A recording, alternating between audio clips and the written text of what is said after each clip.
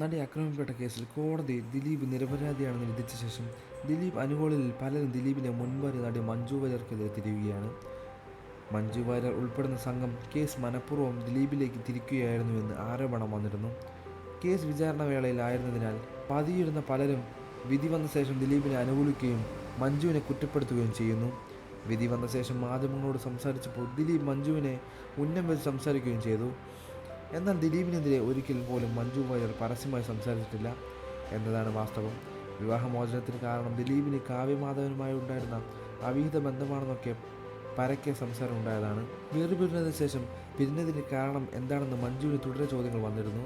എന്നാൽ ഒരിക്കൽ പോലും കാരണം വ്യക്തമാക്കാൻ മഞ്ജു തയ്യാറായില്ല. തൻ്റെയും ദിലീപിൻ്റെയും സ്വകാര്യത മാനിച്ച് പ്രതികരിക്കുന്നില്ല എന്നാണ് മഞ്ജു പറഞ്ഞത്. എന്നാൽ നടി ആക്രമിക്കപ്പെട്ട കേസിൽ പുറത്തു വന്നതോടെ കാര്യങ്ങൾ മാറി. വിവാഹബന്ധം വേർപിരിഞ്ഞതിന് കാരണം എന്തെന്ന് മഞ്ജു അന്വേഷണ സംഘത്തിനോട് മുന്നിൽ പറഞ്ഞു. കോടതിയിൽ മൊഴി നൽകി. കേസിലെ ഗൂഢാലോചന കുറ്റം തെളിയിക്കാൻ ഈ മൊഴി അനിവാര്യമായിരുന്നു. എന്നാൽ കുറ്റം തെളിഞ്ഞില്ല. മാധ്യമങ്ങളിൽ മഞ്ജുവിന് തൻ്റെ ജീവിതം സംഭവിച്ച കാര്യങ്ങൾ കുറിച്ച് തുറന്നു പറയാൻ മഞ്ജുവിന് പല അവസരങ്ങളും ഉണ്ടായിരുന്നു. എന്നാൽ മഞ്ജു ഒരിക്കൽ 15 വർഷം ഞാൻ വീട്ടിലിരുന്നു ഒന്നും ചെയ്തില്ല, താൻ സന്തോഷമായിരുന്നു എന്നാണ് പറഞ്ഞത്. എന്നാൽ ദിലീപ് പല അഭിമുഖങ്ങളിലും മഞ്ജു വാര്യർക്കെതിരെ വിമർശനങ്ങൾ ഉന്നയിച്ചു. മകൾ മീനാക്ഷിയോട് കാവ്യമാധവനാണ് വിവാഹം ചെയ്യുന്ന കാര്യം പറഞ്ഞപ്പോൾ മതിയായില്ലേ എന്നാണ് മകൾ ആദ്യം തിരിച്ചു ചോദിച്ചതാണ് ഒരിക്കൽ ദിലീപ് പറഞ്ഞത്. കൂടുതൽ വാർത്തകളും വിശേഷങ്ങളും അറിയാൻ ഈ വീഡിയോ ലൈക്ക് ചെയ്ത് ചാനൽ സബ്സ്ക്രൈബ് ചെയ്ത് സപ്പോർട്ട് ചെയ്യുക.